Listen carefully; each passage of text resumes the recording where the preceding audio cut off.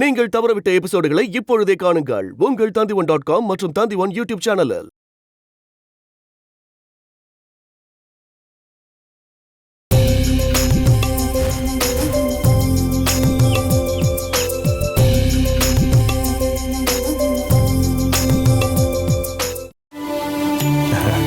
நல்லபடியா முடிஞ்சது. என்ன அதுக்குள்ள போயிட்டு வந்துட்டீங்களா? நல்ல விஷயத்தை எப்பவுமே தள்ளி போடக்கூடாதுன்னு சொல்லுவாங்க. கணேசன் துளசியோட ஜாதகத்தை கொண்டு வந்து கொடுத்த உடனே நான் விஸ்வநாதனுக்கு போன் பண்ணிட்டேன். அவர் உடனே கொண்டு வாங்க, ஜாதகம் பாத்துடலான்னு சொல்லிட்டாரு.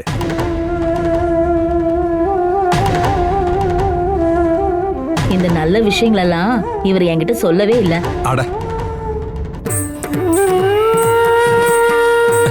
ஜாதகம் பொருந்தி போச்சுன்னா உங்ககிட்ட சொல்லலாமேன்னு இருந்தேன்.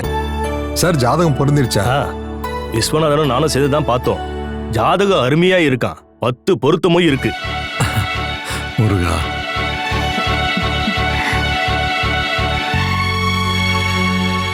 அவங்களும் ரொம்ப இன்ட்ரெஸ்டா இருக்காங்க. மாப்பிள்ளை பையன் என்ன பண்றான் ஏதுன்னு சொல்லுங்க. டூரிசம் டிபார்ட்மெண்ட்ல வேலை செய்யறான். அவன் பேரு ஹரிசங்கர்.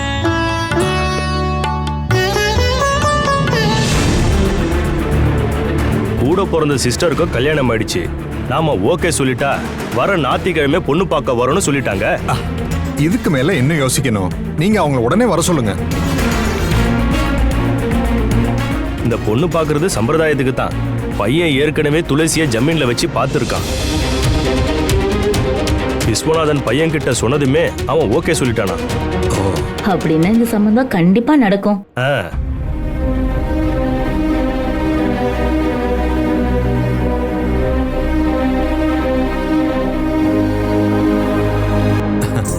பானு, சாருக்கு டீ போடு. அப்படியே துளசிக்கிட்டேயும் சொல்லிடு. சரிங்க. நீங்க வாங்க சார்.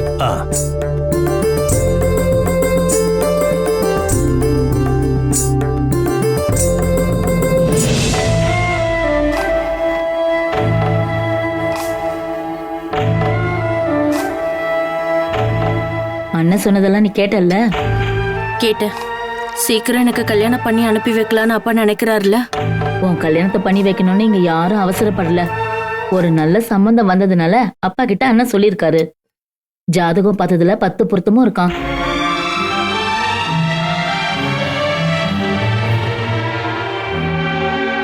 கல்யாணம்ன்றது 1000 காலத்து பயிருமா. அது நடக்க வேண்டிய நேரத்துல தானா நடக்கும். மாப்பிள்ளையே மாறியும் கூட மானசியோட கல்யாணம் நடந்துச்சுல, அதுவும் முடிவு பண்ண அதே நாள்.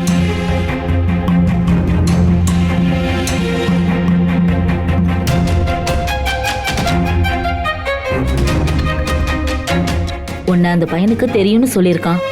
ஜமீன்ல வச்சு உன்னை பார்த்திருக்கானா? பையன் பேரு ஹரிசங்கர். அந்த பையனை உனக்கு தெரியுமாமா? எனக்கு தெரியாது. ஜமீன்தார் ஐயாவை பார்க்க அங்க வந்திருக்கலாம். உன் முகம் ஏமா இப்படி வாடி போயிருக்கு?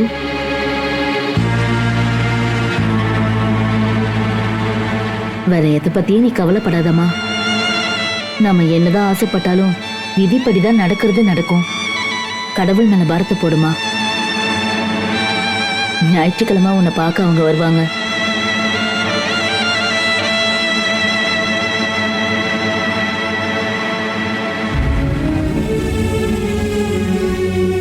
பாவம் துளசி, அவளுக்கு நீ எந்த ஆசையும் இல்லாம போயிடுச்சு. கடவுளே, இந்த சம்பந்தம் நல்லபடியா முடியணும்.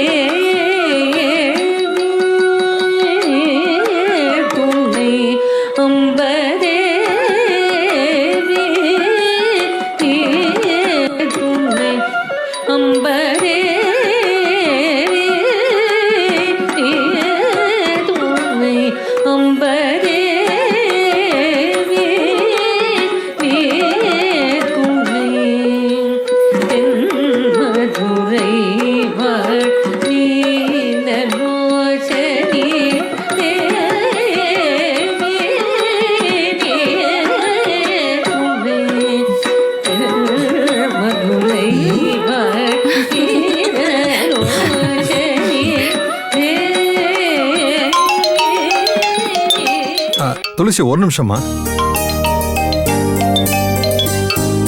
உன் அண்ணன் தாம்மா பாஸ்கரன்.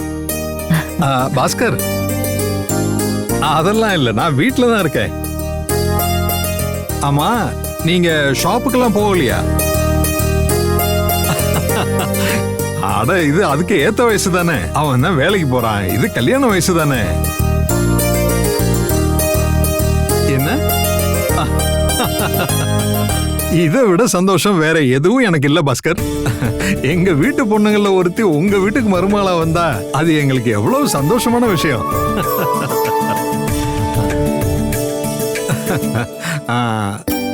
சரி, நாம 2 பேருடைய ஜாதகத்தையும் உடனே பாத்திரலாம். அப்ப நான் ஒண்ணு பண்றேன், அவ ஜாதகத்தை எடுத்துக்கிட்டு உங்க ஜுவல்லரி ஷாப்புக்கு வரேன். சரி சரி சரி. எங்க அண்ணன் என்னங்க சொன்னாரு? பாஸ்கர் சொன்னது ரொம்ப சந்தோஷமான செய்தி. ஜெயகிருஷ்ணனுக்கு பொண்ணு பார்க்க ஆரம்பிச்சிட்டாங்களா. மேலப்பாட்டு வீட்டுல இருந்து ஒரு பொண்ணு எடுக்கணுங்கிறது அவனோட ஆசையாம். நல்ல விஷயங்க. எங்க அண்ணனே வாய் திறந்து கேட்டுட்டாருங்க. நான் இத பல தடவை யோசனை பண்ணிருக்கேன். ஆனா அண்ணன்கிட்ட கேட்க தைரியம் இல்லாம நான் விட்டுட்டேன். மானசி, நம்ம மானசியை தான் அவங்க கேக்குறாங்க.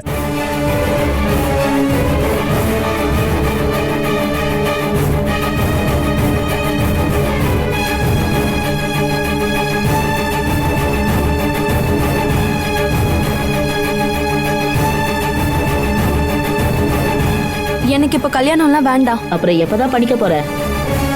அக்கா சும்மா காமெடி பண்றா. அவ சொன்னதுக்கான அர்த்தம் புரியலையா? இப்ப வேணா 2 மாசத்துக்கு அப்புறம் பண்ணிக்கிறேன்னு சொல்றா. 2 மாசத்துக்கு அப்புறமா? சும்மா காமெடி பண்ணாதடா. வெக்கப்படுற மாதிரி நடிக்கிறா பாருங்க. கல்யாணம் வேண்டாம் மாமா. திடீர்னு கல்யாண பேச்சு எடுத்ததான் அவளுக்கு வெக்கம் வந்துருச்சு பாரு. ஜோடி பொருத்தம் நல்லா இருக்கும் நந்து. கண்டிப்பா.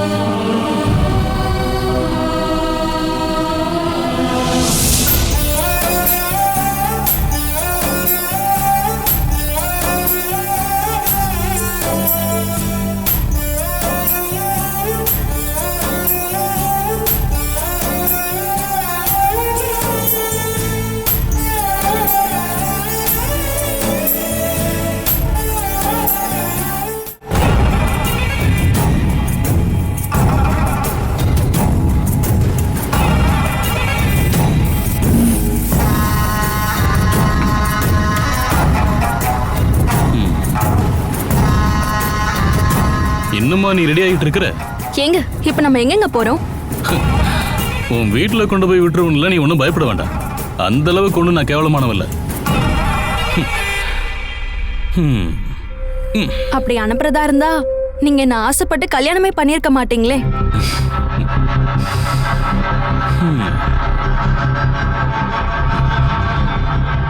நீங்க உங்க மனசுல என் வீட்டு மேல இருந்த பகை மட்டும் இருந்திருந்தா நீங்க கண்டிப்பா என்ன உங்க மனைவியா ஏத்திருக்கவே மாட்டீங்க.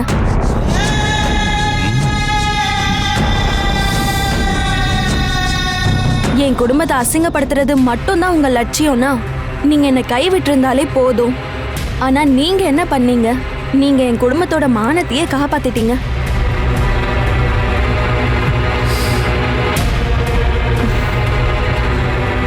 எனக்கு தெரியுங்க உங்க மனசுல எனக்கு ஒரு இடம் இருக்குன்னு. இல்லைன்னா உங்களோட வாழ்க்கைக்குள்ள நான் நுழைய அனுமதிச்சிருக்கவே மாட்டீங்க. இந்த ரொமான்ஸ் எல்லாம் என்கிட்ட வேண்டாம்.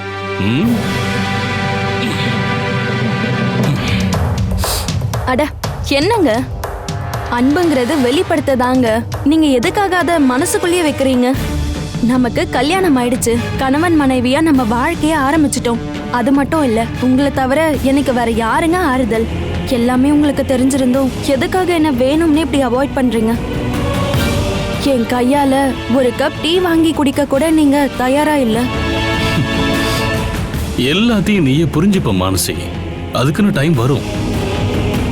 உனக்கு நான் யாருன்னும் எனக்கு நீ யாருன்னும் அப்ப புரிஞ்சுக்குவேன். இப்ப வா கிளம்பலாம்.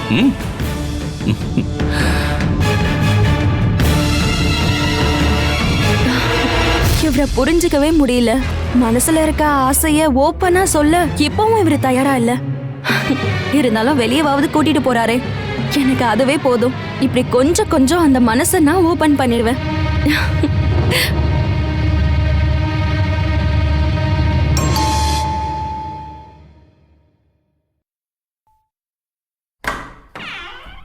அட விஸ்வநாதனா, வாங்க உட்காருங்க. சைலேந்திரி, காஃபி கொண்டு வா. என்ன விஷயமா வந்திருக்கீங்க? நான் ஒரு விவரம் தெரிஞ்சுக்கலாம்னு தான் உங்களை பார்க்க வந்தேன். நீங்க சொல்ற வார்த்தையில தான் நான் எடுக்க போற முடிவே இருக்கு. அது சரி, நான் சொல்ற வார்த்தையை வச்சு நீங்க என்ன முடிவு எடுக்க போறீங்க? நேரா விஷயத்துக்கு வர்றேன். என் மகனுக்கு ஒரு ப்ரொபோசல் வந்திருக்கு.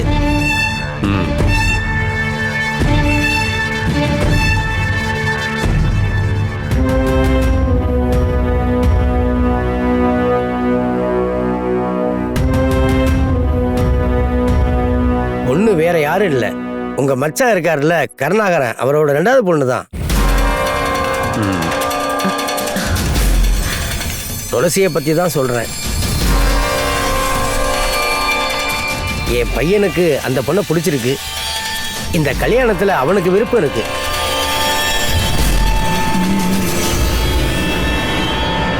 நீங்க சொந்தக்காரவங்களா இருந்தாலும் அவங்க முத பொண்ணை கட்டி வைக்க ஆசைப்பட்டு அசிங்கப்பட்டிருக்கீங்க.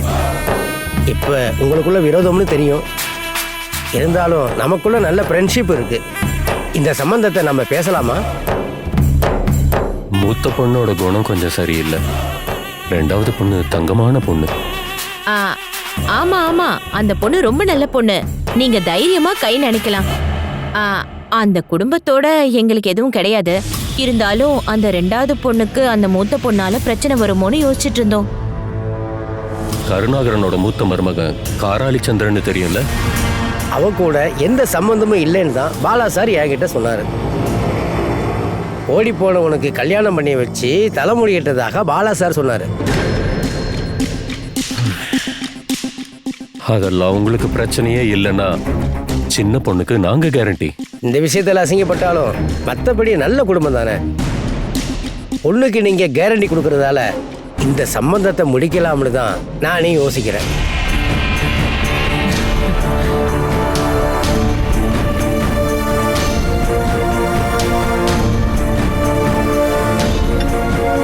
அப்போ நான் போயிட்டு வரட்டுமா? சைட்ல இருந்து தான் இங்க வந்தேன். சரி.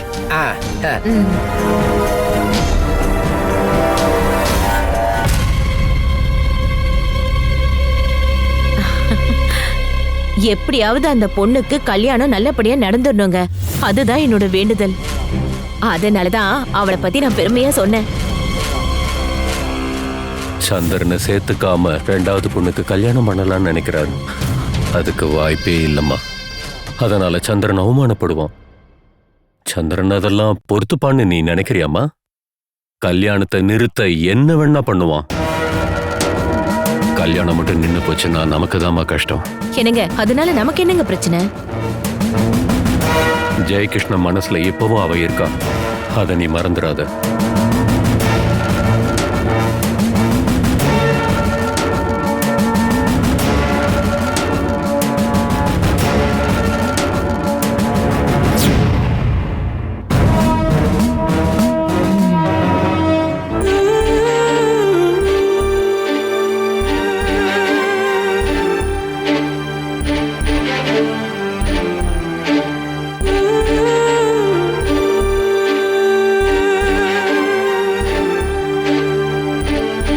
துளசி அக்கா, இப்போ உடனே கல்யாணம் பண்றதுக்கு நீ மனசளவுல தயாரா இல்லைன்னு எனக்கு நல்லா தெரியும். ஆனா நீ சீக்கிரமா அந்த வீட்ல இருந்து தப்பிச்சே ஆகணும்க்கா. அது என்னை விட கண்டிப்பா நல்லாவே உனக்கு தெரியும்க்கா. எனக்கு இந்த கல்யாணத்துல விருப்பம் இல்லைன்னு நான் உன்கிட்ட சொன்னேனா?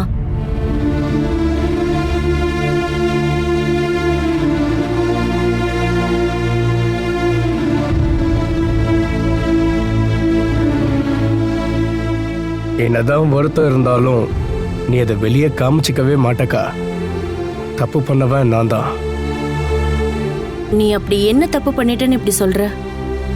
ஜெய் மாமா பத்தி உன் மனசுல எந்த விதமான ஆசையும் இல்லாம இருந்துச்சு. நீ ஆசைப்பட்டதுக்கு நான் தான் காரணமாயிட்டேன்.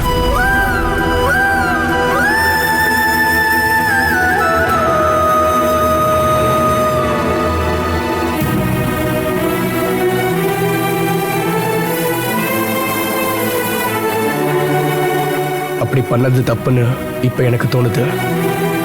நீ சொன்ன மாதிரியே நம்ம ஜெயா மாமா மானசி முன்னாடி ஜெயிக்கணும்னு தான் ஆசைப்பட்டாரு. அதுக்காக உன்னை பயன்படுத்த பார்த்தாரு. உண்மையிலேயே ஆத்மார்த்தமா உன்னை ஒரு லவ் பண்ணியிருந்தா இந்த கல்யாணத்துக்கு கண்டிப்பா அவர் ஒத்துழைக்கவே மாட்டாரு. ஆனா இப்போ உன் மனசுல தெரிஞ்சோ தெரியாமலோ சின்ன ஆசை வந்துருச்சு. என்னதான் நீ அப்படி கிடையாதுன்னு சொன்னாலும் நான் கண்டிப்பா ஒத்துக்க மாட்டேன். போதும், நிறுத்து. நீ எதை நினைச்சும் கவலைப்படாதக்கா. நான் கவலையா இருக்கேன்னு உன்கிட்ட யார் சொன்னது? அவசரப்பட்டு இப்படி ஒரு கல்யாணத்தை நான் பண்ணிக்க மாட்டேங்கிறது உண்மையான விஷயம்தான். வேலை கிடைச்சதுக்கு அப்புறம் தான் கல்யாணத்தை பத்தி நினைச்சு பார்க்கணும்னு என்ன அறியாமலே ஒரு எண்ணம் என் மனசுக்குள்ள வந்துருச்சு. ஆனா இப்ப நம்ம சூழ்நிலை எனக்கு நல்லாவே தெரியும். உன்னை பார்க்க வரேன்னு சொன்னவர் ரொம்ப நல்லவருக்கா. நம்ம வீட்டில் நடந்த எல்லா சம்பவத்தையும் பாலா சார் அவங்க கிட்ட சொல்லிட்டாரு. அவர் உன்னை பார்த்துருக்கேன்னு சொன்னதும் இது கண்டிப்பா நடக்கும்ன்ற விஷயம் கன்ஃபார்ம் ஆயிடுச்சு. பாலா சாரும் அதை சொன்னாரு. ஆனா நான் அவரை பார்த்ததில்ல. துளசி அக்கா உன்னை கல்யாணம் பண்ணிக்க போறவரு கொடுத்து வச்சவருங்கிறதுல எந்த சந்தேகமும் இல்ல. ஜெயா மாமாக்கு தான் இப்போ கொடுத்து வைக்கல, அப்படிதான் நான் நினைக்கிறேன். இவருக்கு தான் கொடுத்து வச்சிருக்கு. இந்த கல்யாணம் மட்டும் நடந்துட்டா நம்ம கண்டிப்பா ஜெயிச்சிருவோம். நீ கொஞ்சம் போறியா நந்து? எனக்கு எந்த எதிர்ப்பும் இல்லைன்னு நான் தான் சொல்லிட்டேன்ல. அது போதும்க்கா.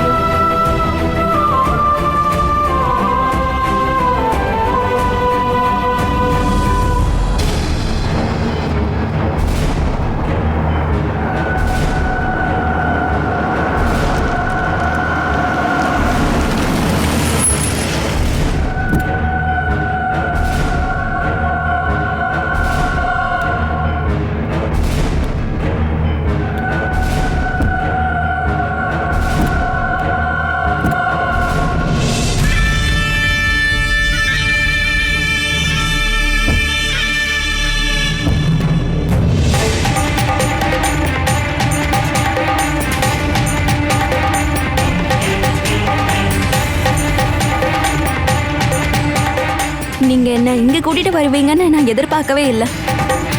நீ ஒன்னும் வீட்டை விட்டு ஓடி வரலடி. ஊர் பார்க்க உன்னை எனக்கு கல்யாணம் பண்ணி வச்சிருக்காங்க. அப்புறம் எப்படி வரமாட்டேன்னு நினைக்கலாம்? நம்மள விருந்துக்கு கூட அவங்க கூப்பிடல. அழைப்பு இல்லாத விருந்து சாப்பிடுறது ஒரு சுகம் தாண்டி. அது உனக்கு தெரியாது, எனக்கு தெரியும்.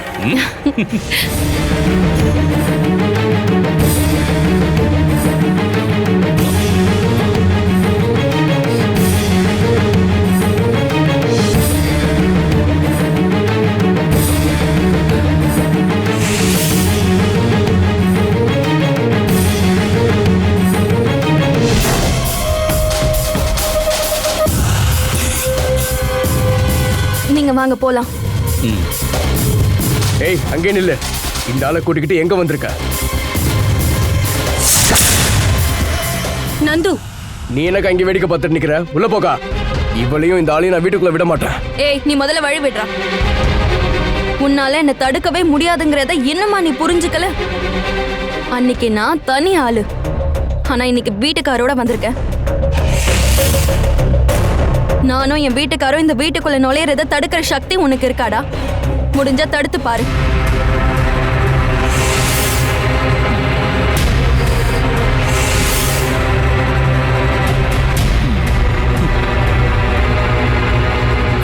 என்ன துளசி, நாங்க நிக்கவா இல்ல கிளம்புவா? நீங்க உள்ள வாங்க. துளசி அக்கா, நான் உன்னை உள்ள போன்னு சொன்னேன். ஏங்க நீங்க வாங்க. உன்னை வீட்டை விட்டு துரத்தியாச்சுடி. என் மேல கை வச்ச அவ்வளவுதான். உன் சுண்டு விரல் என் மேல பட்டாலும் அடிச்சு உன் செவ்வல திருப்பிடுவேன்.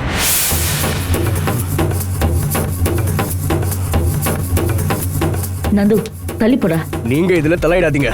கூப்பிடாமலே வெக்கம் ரோஷம் மானம் இல்லாம அவ புருஷனோட வந்திருக்கா. உன்னை நான் அப்புறமா கவனிச்சுக்கிறேன்டா. இப்போதைக்கு உன்னை நான் மன்னிச்சிட்டேன். உனக்கு நான் யாருன்னு காட்டுறேன்டா. டேய் நீ உள்ள போடா. உள்ள போன்னு சொன்னேன். அவன் ஏதோ தெரியாம பேசிட்டான். அவனை மன்னிச்சிருங்க. ஐயோ, என்னத்த நீங்க போய் எங்கிட்ட மன்னிப்பு கேட்குறீங்க? இந்த வீட்டுக்குள்ள நுழையிற தகுதி எனக்கு இல்லைன்னு எனக்கே நல்லா தெரியும். என்னங்க, எதுக்காக நீங்களே உங்களை எப்படி தரம் தாழ்த்தி பேசிக்கிறீங்க? இங்க இருக்க எல்லார விட உங்களுக்கு தகுதி இருக்குங்க. என்னதான் காலம் மாறினாலும் சிலதையெல்லாம் அவ்வளவு சீக்கிரம் மறந்துட முடியாதுமா. என்ன துளசி?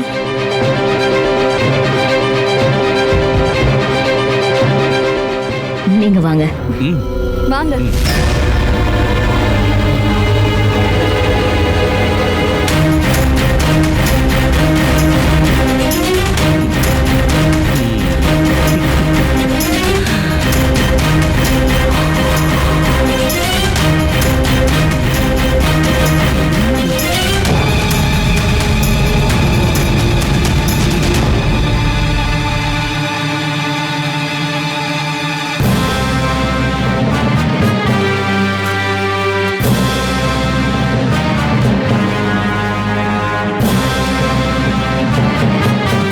உட்காருங்க மாப்பிள்ள. உட்காருங்க. துளசி டீ போடுமா? கருணாகரன் சார் இல்லையா? இருக்காரு. எனக்கு அம்மா கிடையாது, அதனால மானசி ரொம்ப ஃபீல் பண்றா.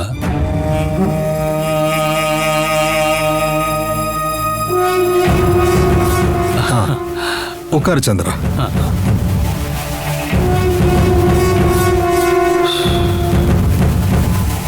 உட்காரு. உங்களுக்கு எங்க மேல கொஞ்சம் கோவம் இருக்குன்னு எனக்கு தெரியும் சார்.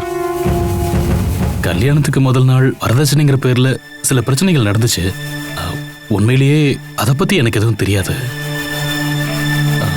நந்து வீட்டை விட்டு போனதால அப்பா பிடிவாதத்தால் அப்படி சொன்னாரு. என்கிட்ட ஒரு வார்த்தை கூட கேட்காம தான் அப்பா இங்க வந்தாரு. அதை நீங்க மன்னிச்சிடணும். மானசிக்கு வரதட்சணையா நான் எதையும் கேட்கல, இனியும் கேட்கவும் மாட்டேன்.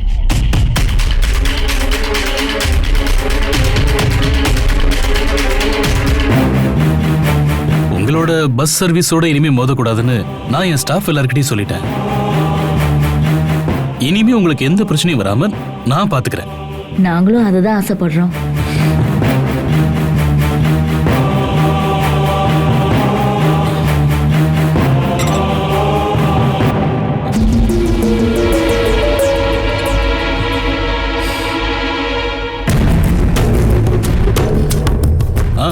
உன்னோட வேலை விஷயம்லாம் என்னாச்சுமா? நீ பிஎட் கம்ப்ளீட் பண்ணிட்டல?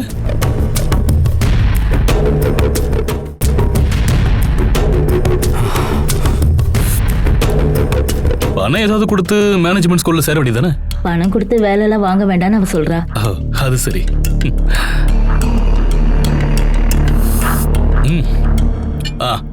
நான் பங்க் வரைக்கும் போயிட்டு வந்துடுறேன். டீசல் காசு கொஞ்சம் செட்டில் பண்ண வேண்டியிருக்கு. திரும்ப இந்த வழியா தான் வருவேன். நீ ரெடியா இருமா? நீங்க சாப்பிட்டுட்டு போங்க மாப்பிள்ள. முடிஞ்சா மதியானம் வர பாக்குறாத்த. இன்னைக்கே கொஞ்சம் வேலை அதிகம். என்ன ஆனாலும் சரிங்க, சாப்பாட்டுக்கு இங்க வந்துருங்க. பாக்குறேன், வரேன்.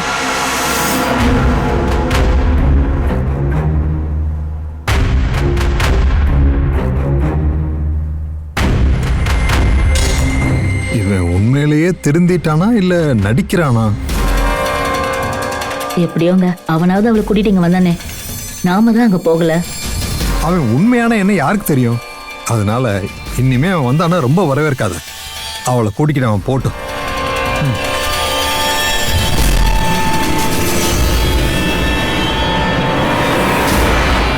இந்த உறவை பலப்படுத்துறதுக்காக தான் அவ இங்க வந்திருக்கா.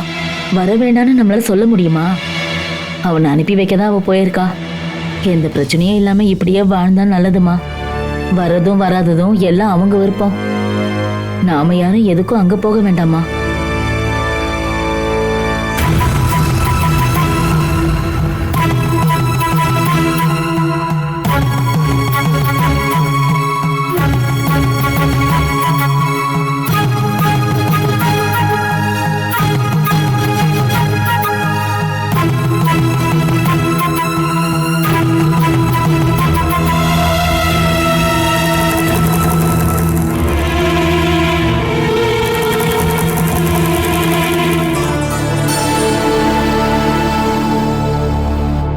நீ என்னை பத்தி என்னடி நினைச்ச? கூப்பிடாத வீட்டுக்கு நான் சாப்பிட வருவேன்னா? நம்ம 2 பேருக்கும் தெரியாம 2 விஷயங்கள் இந்த வீட்டில் நடக்க போகுது. ஒன்று, உங்க அப்பா சொத்தை பங்கு பிரிக்க போறாரு. 2வது, நம்ம யாருக்கும் சொல்லாம துளசிக்கு கல்யாணம் பண்ணி வைக்க பாக்குறாங்க. அப்புறம் ஏங்க நீங்க எந்த வரதட்சணையும் வேண்டான்னு சொன்னீங்க? எனக்கு தேவையான வரதட்சணையை நான் வாங்கிக்கிறேன், நீ கவலைப்படாத. ஆனா என்ன அவாய்ட் பண்ணிட்டு துளசிக்கு கல்யாணம் பண்ணி வைக்கணும்னு உன் அப்பா நினைச்சா அதுக்கு பலியாக போறது உன்னோட வாழ்க்கை தாண்டி. எதை வேணாலும் நான் பொறுத்துப்பேன். ஆனா என்ன தள்ளி வச்சுட்டு உன் தங்கச்சி கல்யாணம் பண்ணி வைக்க முயற்சி பண்ணாங்கன்னா அது என்ன செருப்பால் அடிச்சதுக்கு சமண்டி. துளசிக்கு கல்யாணம் நடக்கும், அதை நான் முன்னாடி நின்று நடத்தி வைக்கணும். ஆனா உன்னை நான் இப்ப இங்க கூட்டிட்டு வந்தது அத சொல்லி இங்க சண்டை போடுறதுக்கு இல்ல. துளசிக்கு சம்பந்தம் பேசும்போது அந்த செய்திய உன் அப்பாவே என்கிட்ட சொல்லணும். அதுக்கு ஒரு பாலமா இருக்கட்டும்னு தான் உன்னை கூட்டிக்கிட்டு நான் இப்ப இங்க வந்தேன். சந்திரனை அவாய்ட் பண்ண கூடாதுங்கிற ஒரு எண்ணம் உன் அப்பாவுக்கு வந்தா அது நல்லது.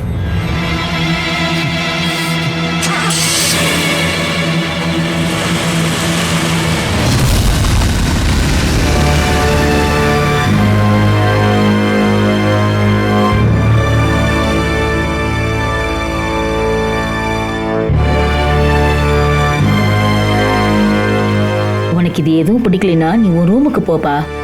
என்னால அவங்கள தடுக்கலாம் முடியாது. நந்து, நீ அக்கா கிட்ட எதுவும் பேசாத. கொஞ்ச நேரத்துக்கு அப்புறம் அவரே வந்து அக்காவை கூட்டிட்டு போயிடுவாரு.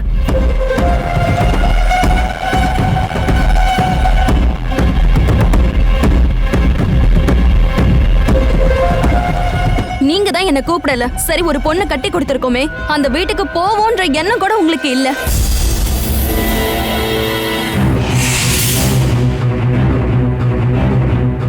அதுதான் உங்க பண்பாடு. இருந்தோ என்ன கூட்டிட்டு வர என் வீட்டுக்காரர் ஒத்துக்கிட்டாரு. அப்படிப்பட்டவரை இவன் தடுக்க பாக்குறான். வெக்கம் இல்லாதவங்க என்ன வேணா பண்ணலாம். நந்து, நீ வாய மூடு. அவன் கத்தனா கத்தட்டோண்டி. நாய் குறைக்கிறதெல்லாம் யார் கண்டுப்பா? ஏய் நந்து, சுமார். என் வீட்டுக்காருக்கு யார் மேலேயும் கோவம்லாம் ஒன்றும் இல்லை. நான் ஆசைப்பட்டேங்கிறதுக்காக மட்டும் என் வீட்டுக்காரர் என்னை இங்க கூட்டிட்டு வரல. இங்க இருந்து யாருமே அங்க வராததுனால அதை கேட்கிற தகுதியும் எனக்கு இல்ல. காலையில ஒரு இடத்துக்கு போலான்னு அவர் சொன்னதும் அவரோட சொந்தக்காரங்க வீட்டுக்கு கூட்டிட்டு வராருன்னு தான் நான் நினைச்சேன். ட்ரெஸ் எடுக்க டெக்ஸ்டைல் ஷாப்புக்கு போனதுக்கு அப்புறம் தான் நம்ம வீட்டுக்குன்னே எனக்கு தெரியும்.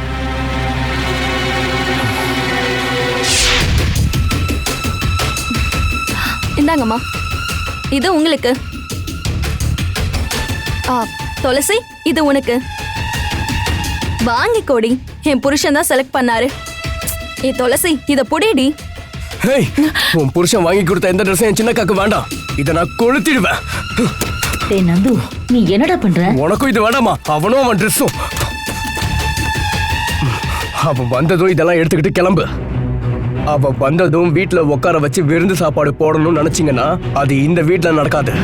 அந்த காராளி சந்திரனுக்கான இடம் இந்த வீட்டுக்கு வெளியே தான்.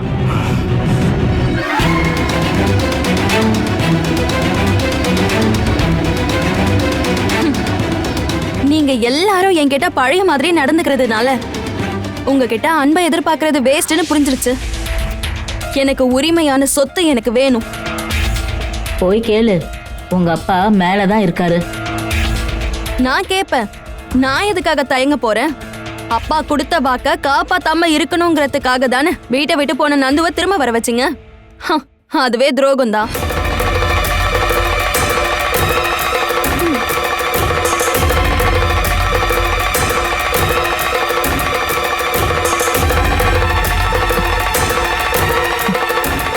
இதுக்காக தான் இவ அவனையும் கூட்டிட்டு இங்க வந்திருக்காளா?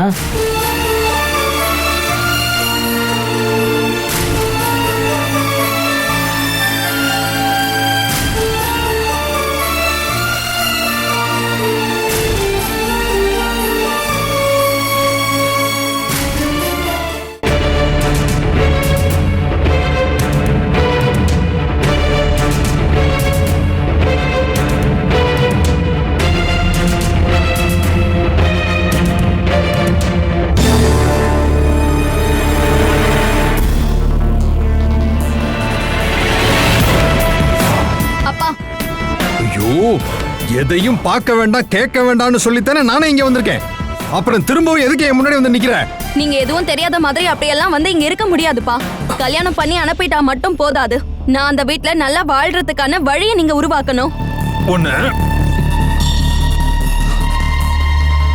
கேடி ஓடுகாளி, நீயே ஆசைப்பட்டு தானே அவன் கூட இந்த வீட்டை விட்டு ஓடி போன. இப்ப இங்க வந்து ஆடுறியா? இங்க பாருங்க, நான் அந்த வீட்ல நல்லா வாழணும்.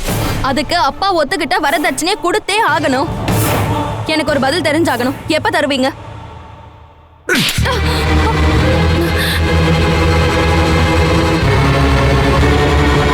இது தாண்டி நான் உனக்கு தர்ற வரதட்சணை.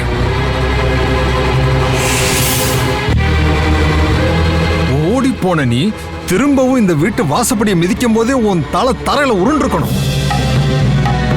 வீரம் இல்லாததால நான் அமைதியா இருக்கலடி. எனக்கு இன்னும் 2 பசங்க இருக்கிறதுனாலதான் நான் இன்னும் எதுவுமே பண்ணல. இல்லைன்னா இப்படி என் முன்னாடி நின்று நீ பேசியிருக்க மாட்டேன். அவன் குழந்தைய பெத்து போடுவேன்னு ஏன் முன்னாடியே சொல்றான்?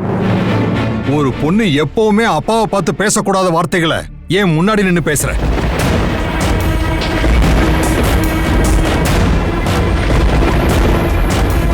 இந்த உலகத்துல உன்ன மாதிரி ஒரு பொண்ணுக்கு அப்பனா இருக்கக்கூடாதுன்னு நான் கடவுளை வேண்டிக்கிறேன்.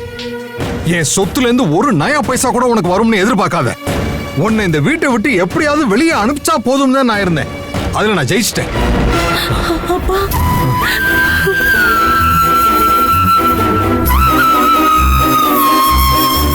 உன்னை நான் கை கழுவிட்டேன். இது உனக்கு ஒரு பாடண்டி. ஒரு அப்பாவுக்கு 2 முகங்கள் இருக்கு. சொந்த பொண்ண ஒரு கீரல் கூட படாம வளர்த்து ஒருத்தன் கையில புடிச்சு கொடுக்கற வரைக்கும் ஒரு முகம்.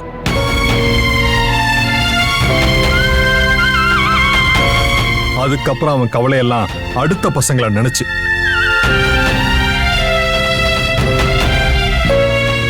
அவங்களுக்கும் நல்ல வாழ்க்கையை அமைச்சு கொடுத்துட்டா அந்த அப்பனுக்கு கடமை முடிஞ்சு போயிடும். அதுதான் 2வது முகம். நீ இனிமே உயிரோட இருந்தாலும் செத்தாலும் எனக்கு கவலை இல்லை. சோத்த போட்டா தின்னுட்டு கைய கழுவிட்டு போய்கிட்டே இரு. அவ்வளவுதான் உனக்கு இனிமே இந்த வீட்டுல கிடைக்க போற உரிமை.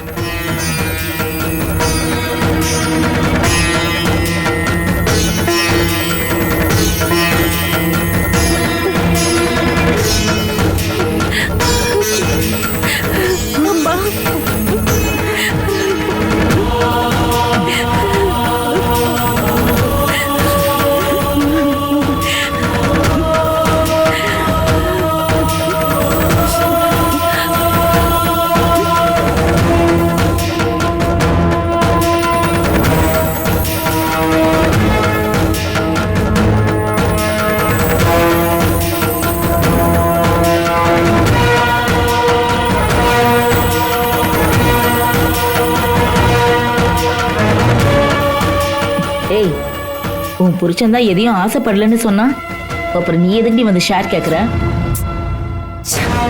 அது எனக்கு உரிமையானது. நான் எனக்கு உரிமையானது தான் கேக்குறேன். இந்த வீட்டு பணத்தை வாங்கித்தான் எங்க வீட்டுக்காரர் வாழணும்ன்ற அவசியமே இல்ல. அதனால அவரு வரதட்சணையே கேட்கல. என் சொத்தை வித்து வாழணும்ன்ற நிலைமை எல்லாம் என் புருஷனுக்கு இல்ல. ஆனா எனக்கு உரிமையானது எனக்கு கிடைச்சே ஆகணும். அதான் கிடைச்சிருச்சுல, இப்ப திருப்தியா? இத்தனை துரோகத்தையும் பண்ணிட்டு எந்த முகத்தை வச்சுக்கிட்டு இங்க வந்து அவர் முகத்தை பார்த்தே சொத்துல பங்கு வேணும்னு கேக்குற துணிச்சல் வந்தது. என்னை இப்படி அடிச்சு துரத்திலான்னு மட்டும் யாரும் நினைக்காதீங்க. நீங்க எனக்கு கல்யாணம் பண்ணி வச்சது உண்மைன்னா எனக்கு உரிமையான சொத்தை நான் வாங்கியே தீருவேன்.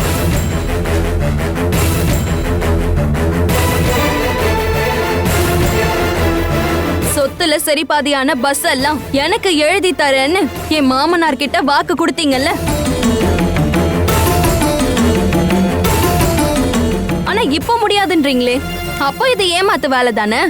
சொத்துல பாதியெல்லாம் நான் கேட்கல, 3 பங்கு வச்சு அதுல என்னோட ஷேரை மட்டும் கொடுங்க. நான் இப்ப கேக்குறது முறை தானே? அன்னைக்கு மாப்பிள்ளைய அழைக்க நந்து வராம இருந்திருந்தா என் மாமனாருக்கு கொடுத்த வாக்க நீங்க எப்படி காப்பாத்திருப்பீங்க? என்ன அவாய்ட் பண்ணிட்டு இவ கல்யாணத்தை நடத்தி வைக்கலான்னு நினைச்சீங்கன்னா அது நடக்க போறது இல்ல. நான் உயிரோட இருக்க வரைக்கும் அப்படி நடக்க நான் விட மாட்டேன். வெட்டியா பேசாம வீட்டை விட்டு முதல்ல வெளியே போடி. இனி ஒரு நிமிஷம் கூட நீ இங்க இருக்க கூடாது. இந்த வீட்ல யாரும் சொத்துல பங்கு பிரிக்கிறத பத்தி இன்னும் யோசிக்க கூட இல்ல. அப்புறம் எப்படி உனக்கு நாங்க சொத்தை தருவோம்? நீ ஒருத்தனை நம்பி ஓடி போனல, அப்போ உன்னை அவன் தான் பாத்துக்கணும். மத்தபடி உனக்கு இந்த வீட்ல எந்த உரிமையும் கிடையாது. உன் கல்யாணம் முடிஞ்சதுமே உனக்கும் எங்களுக்குமான உறவு முடிஞ்சு போச்சு.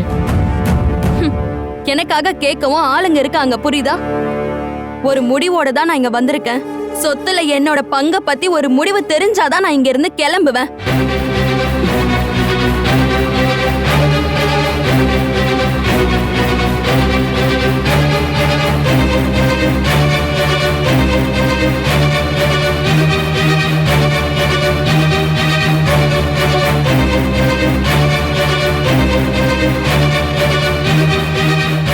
அவ சொல்றது நியாயம் தானம்மா. பாதி சொத்து அவளுக்கு தரேன்னு சொல்லிட்டு அவள அப்பா அடிச்சிட்டாரு. வரதட்சணைலாம் வேண்டான்னு அவளோட புருஷன் சொன்னாலும் அவங்க அதுக்கு ஆசைப்படுறாங்க. அதை வச்சுக்கிட்டு அவளை அந்த வீட்டுல அசிங்கப்படுத்துறாங்கன்னு நினைக்கிறேன். எந்த பிரச்சனையும் இல்லாம அவ இந்த வீட்டுல வாழணும் தானே நாம ஆசைப்பட்டோம். இதை என்கிட்ட சொல்லாதம்மா, போய் உங்க அப்பா கிட்ட சொல்லு.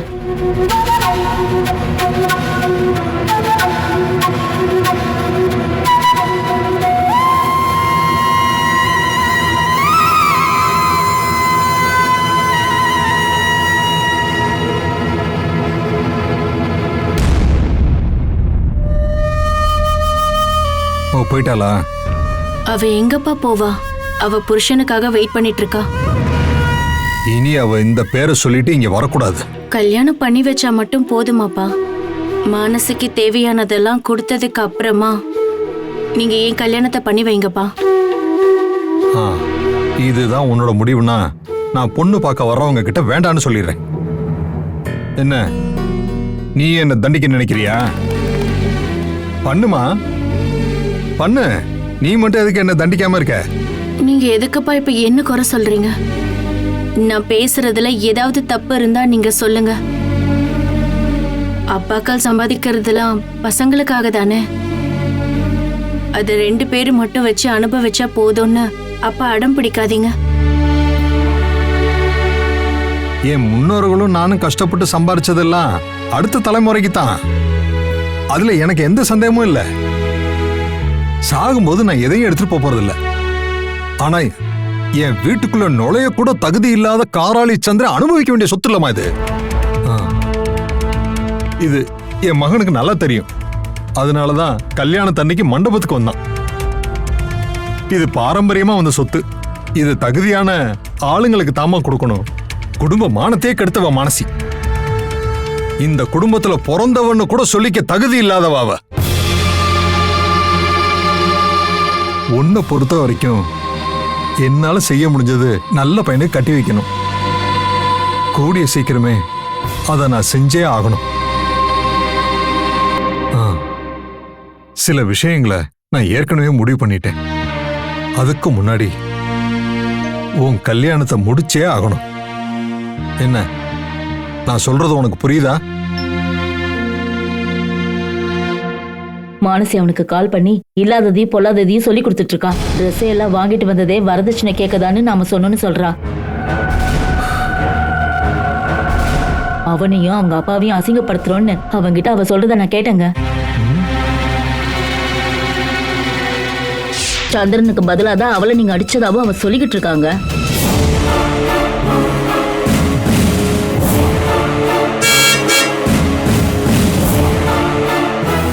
இனி என்ன நடக்க போகுதோ என்னவோ தெரியலங்க. ஐயோ.